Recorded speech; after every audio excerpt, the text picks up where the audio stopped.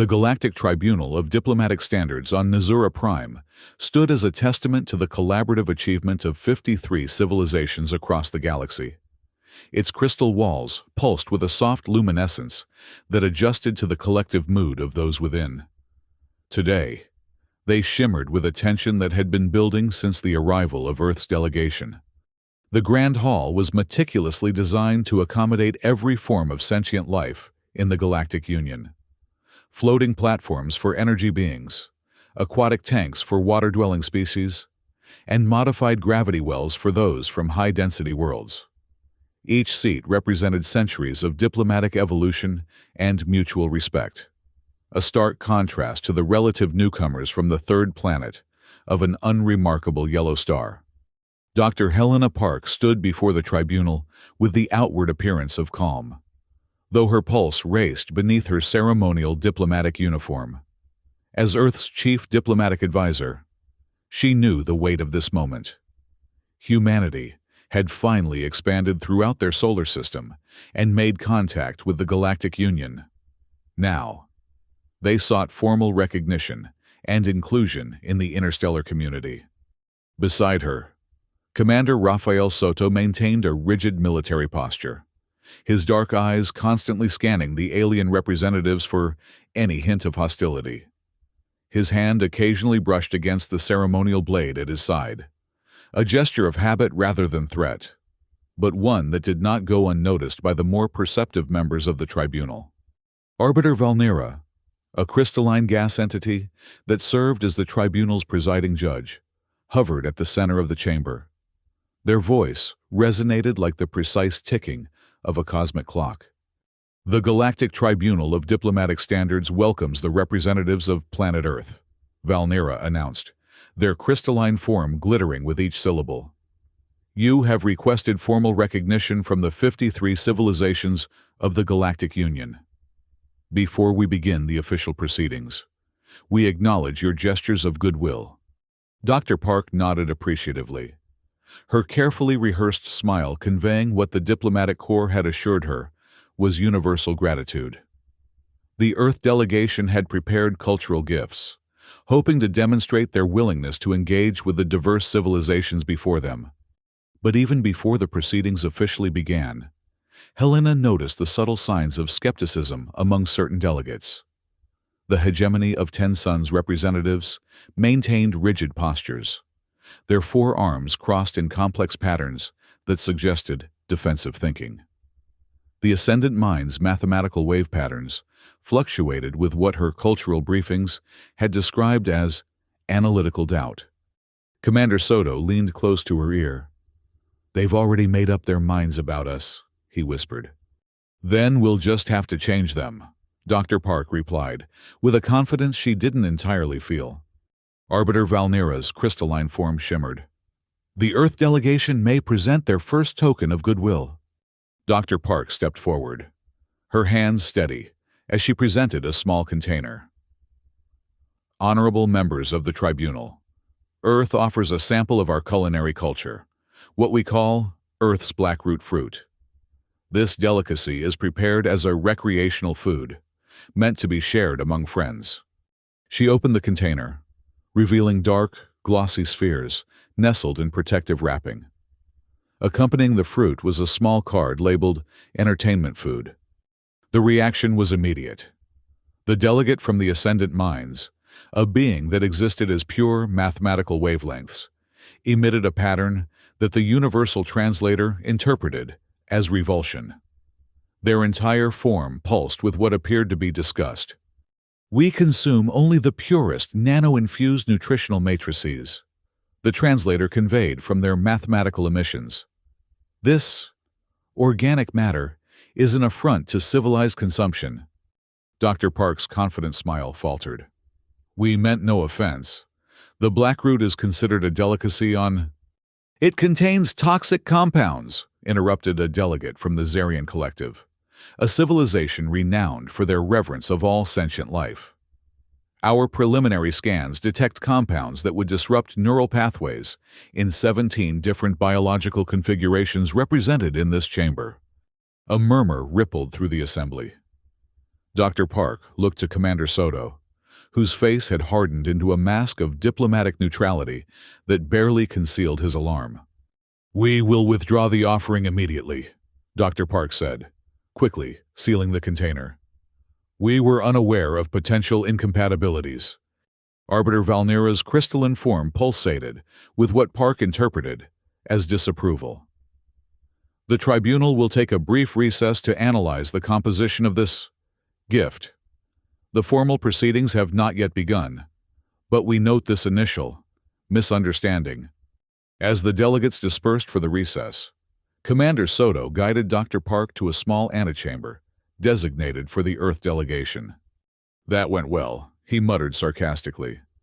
"It's just a cultural misunderstanding," Dr. Park insisted, though her confidence was shaken.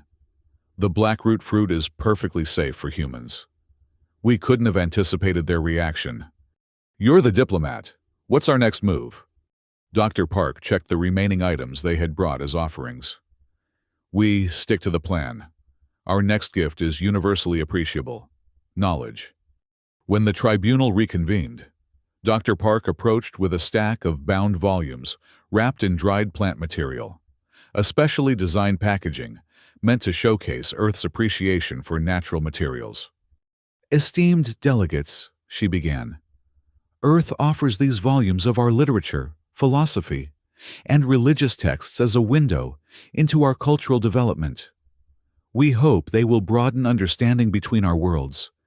She placed the package on the central platform, a note attached reading, "To expand our mutual horizons."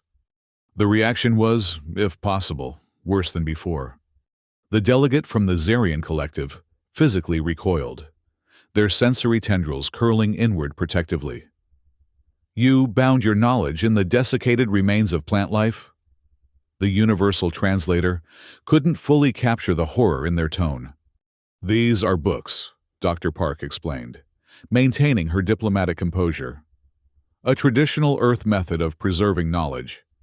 The domestication and processing of plant matter for non-essential purposes is a moral obscenity," the Zarian delegate declared. "Each of these objects represents countless plant beings sacrificed for your convenience." The Ascendant Mind's delegate emitted a wave pattern that the translator struggled to interpret before finally rendering. "Physical knowledge transmission is primitive and causes cognitive distress. We cannot process information in this crude format." Arbiter Valnera interrupted before Dr. Park could respond. "The tribunal will need to examine the content of these texts to determine if they contain inappropriate propaganda or cultural imperialism." Dr. Park felt the situation slipping away from her.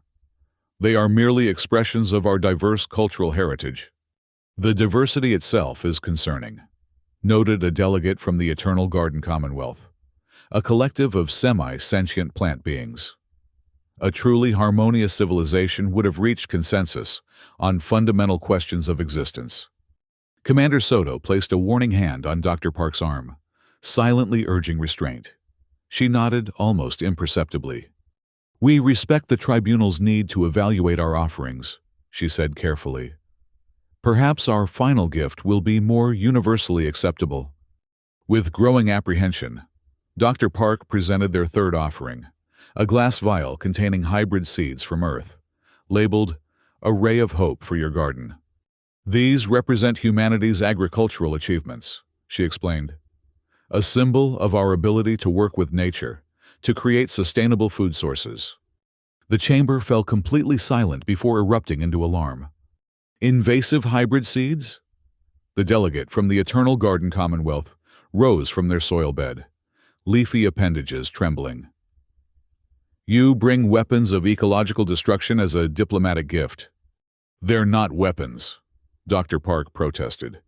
"They're simply—" "These hybridized organisms could devastate entire ecosystems," the delegate continued.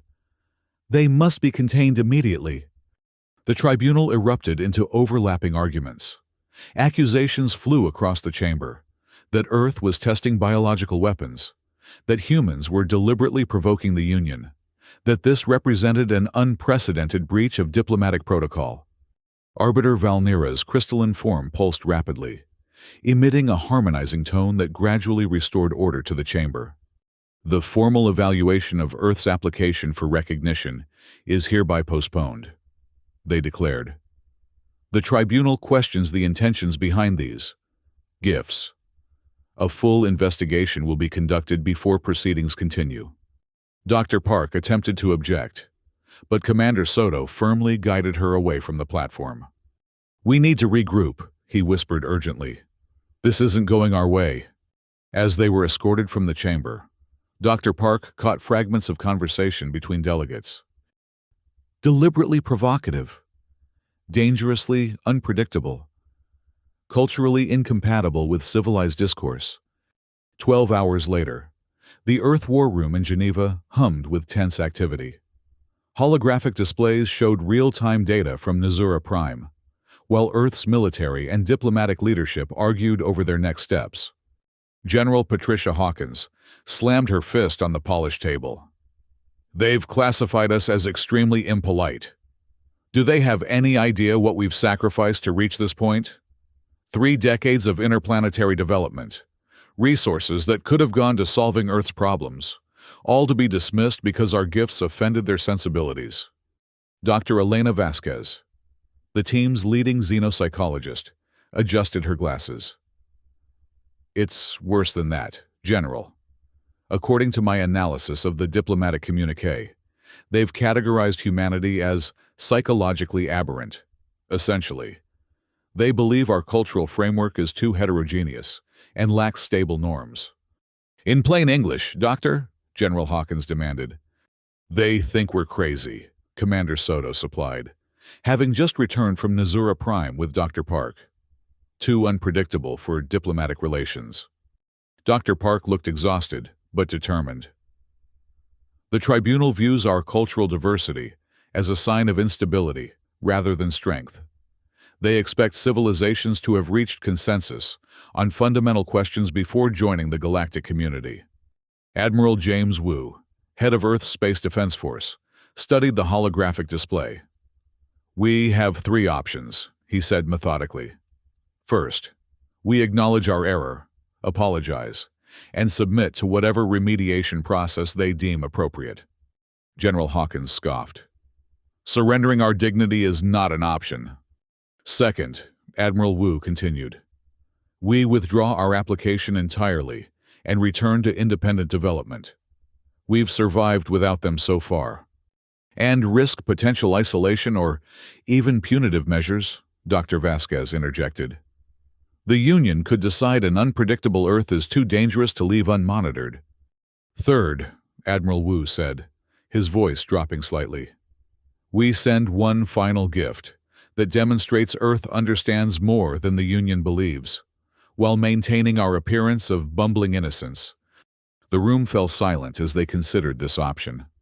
"What kind of gift?" Dr. Park finally asked.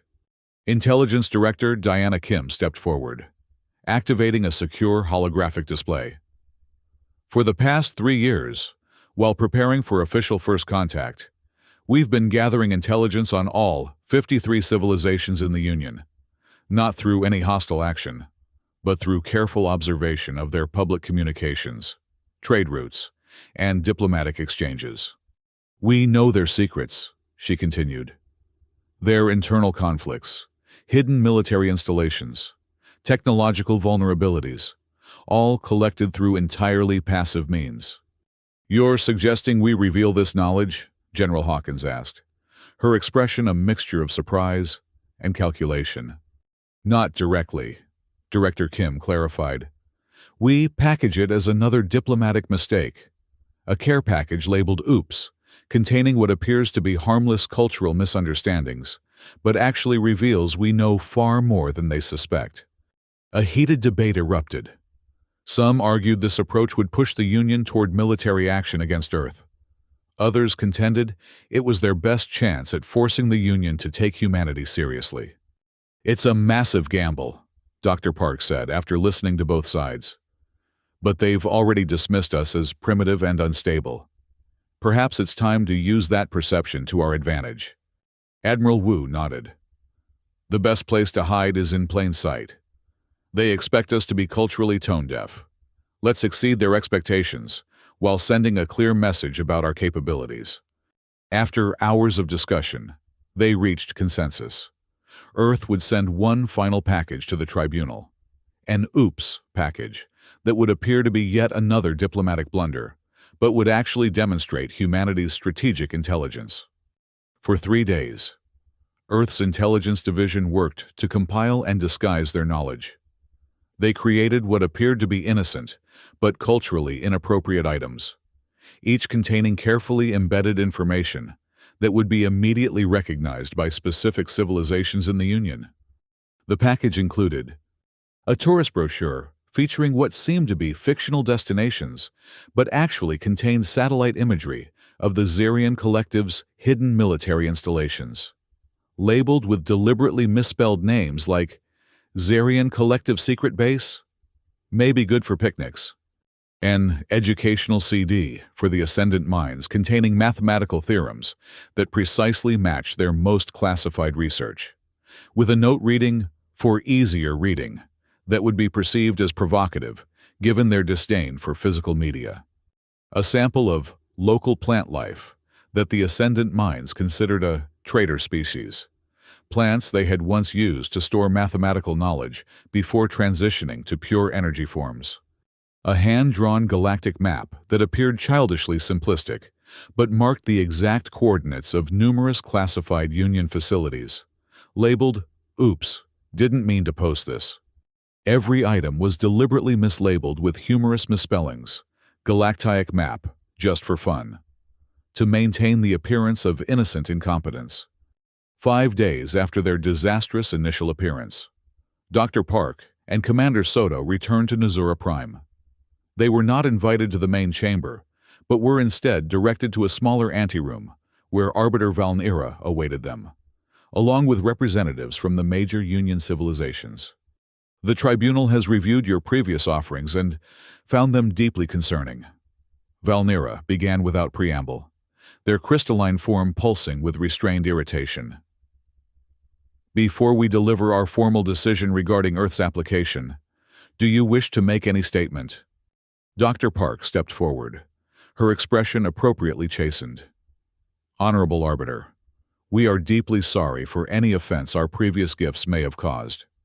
We have prepared one final offering, a package of apology gifts that we hope will demonstrate our sincere desire to learn from our mistakes."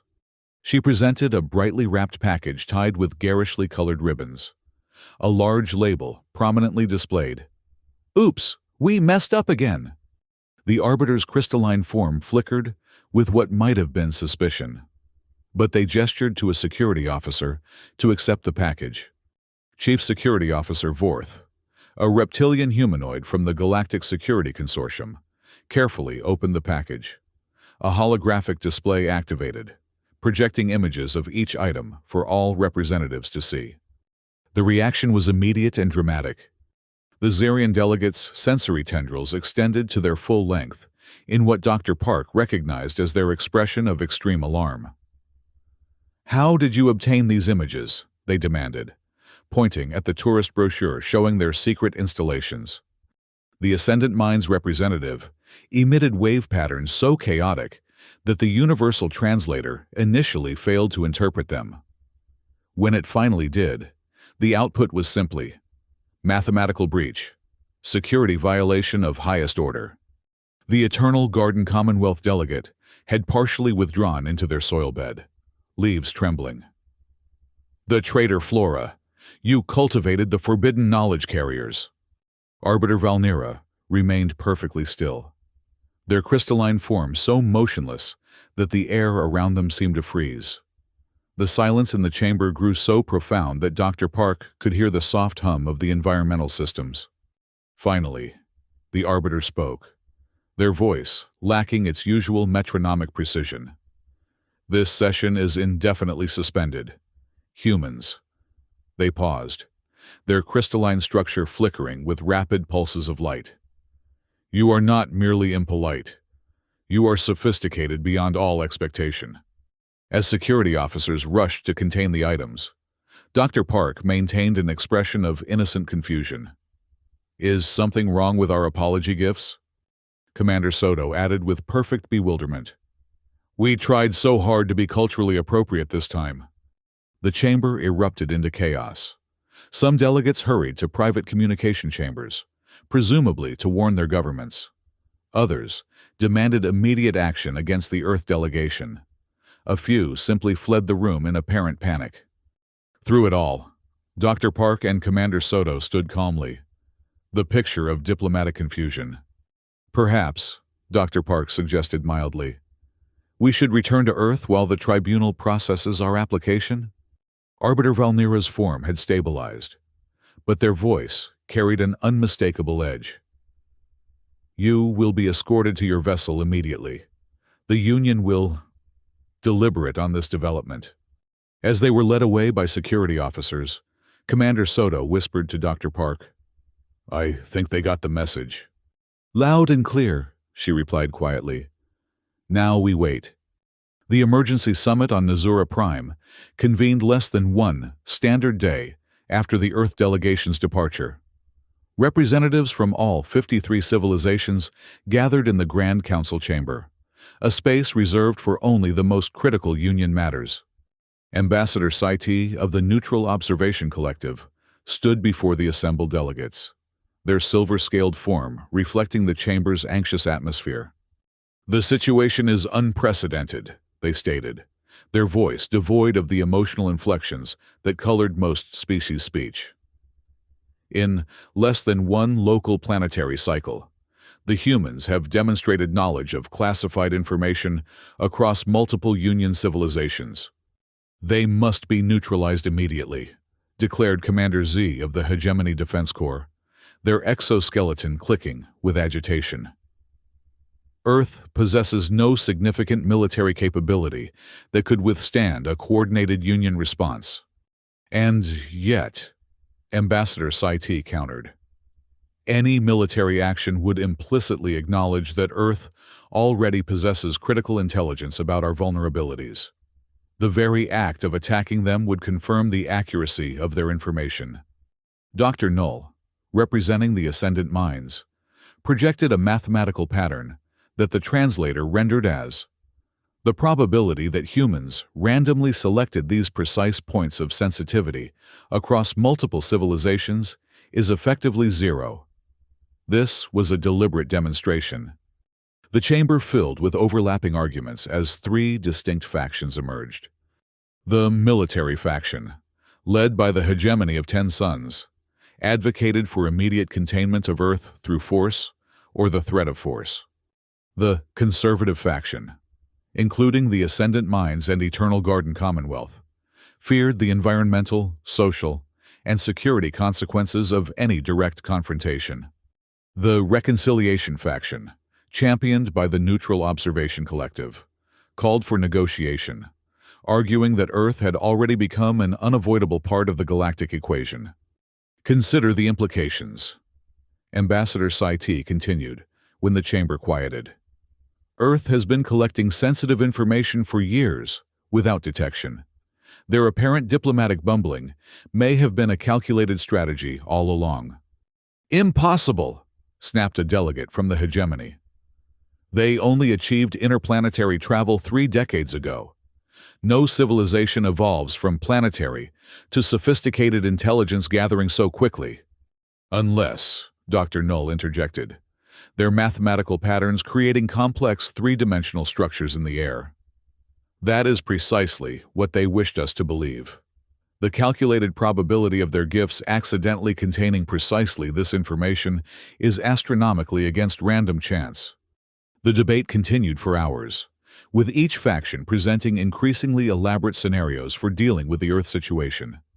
Meanwhile, back in the Geneva War Room, Earth's leadership monitored what limited information they could gather from their long-range sensors.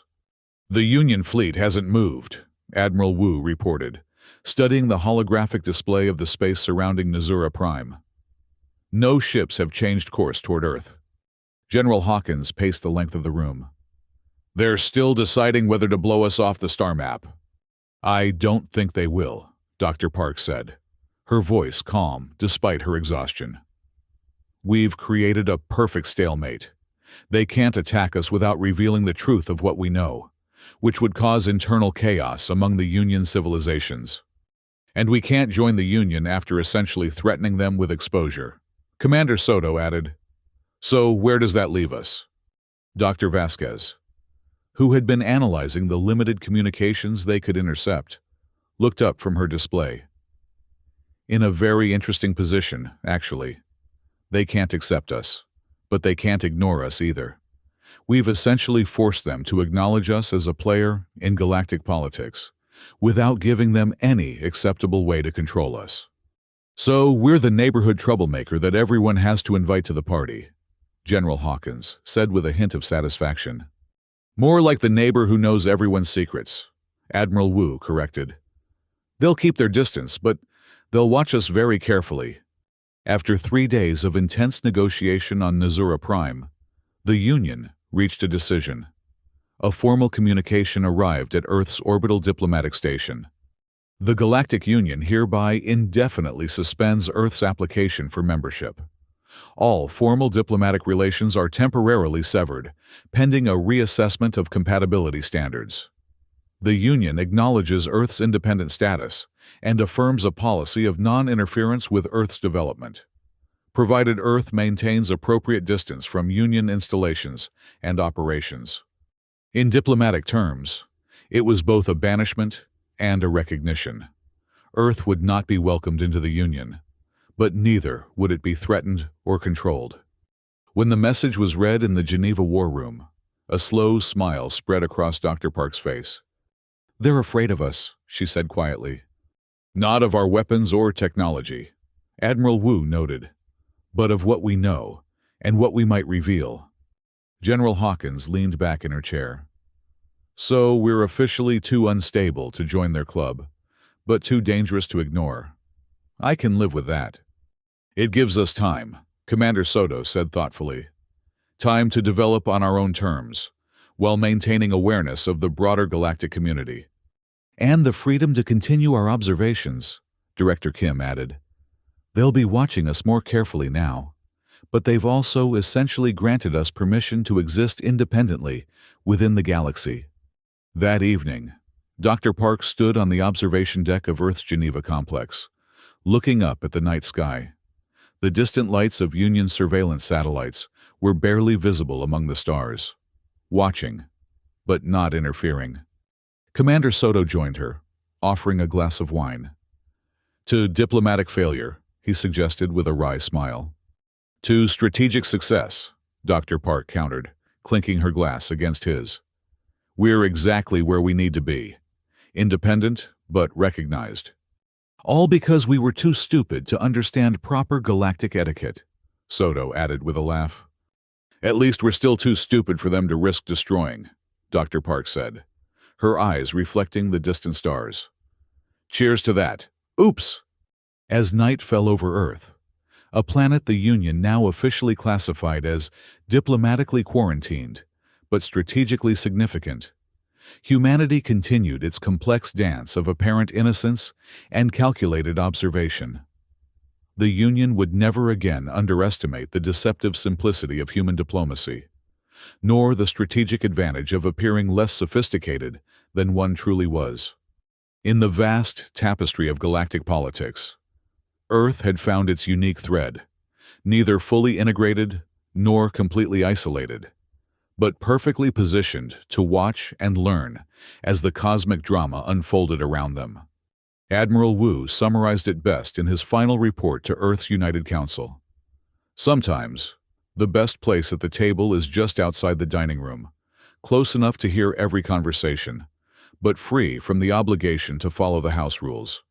As the years passed, Earth maintained its peculiar position in galactic affairs. Union civilizations treated human representatives with a mixture of caution and grudging respect. Formal diplomatic channels remained closed, but unofficial communication flourished through trade, cultural exchange, and scientific collaboration. The "Oops" incident, as it came to be known in Earth's diplomatic corps, became a textbook example of strategic intelligence deployment. Future diplomats studied how appearing harmlessly incompetent could sometimes achieve what direct confrontation never could. And whenever a Union representative expressed concern about some new Earth initiative or technology, Earth's ambassadors would simply smile apologetically and say, "Oops, still learning," while carefully noting every reaction and response. In the end, the Union's attempt to exclude humanity from the galactic community had achieved precisely the opposite effect. By declaring Earth unfit for traditional diplomacy, they had inadvertently granted humans the freedom to create their own, unique place in the cosmic order, neither subject nor ally. But something far more interesting, the galaxy's most carefully watched wildcard. Dr. Helena Park eventually retired from active diplomatic service, but continued to advise Earth's Interstellar Relations Bureau well into her 80s. On the anniversary of the Nazura Prime incident each year, she would raise a glass to the stars and whisper with a smile, "Oops." And somewhere in the crystalline chambers of Nazura Prime, Arbiter Valnira still pulsed with irritation whenever Earth was mentioned in Union proceedings. The greatest diplomatic failure in Earth's history had become, in true human fashion, its most remarkable success, proof that sometimes the most powerful position was not at the center of the galaxy's stage, but just off stage, watching carefully, and occasionally sending care packages labeled "Oops"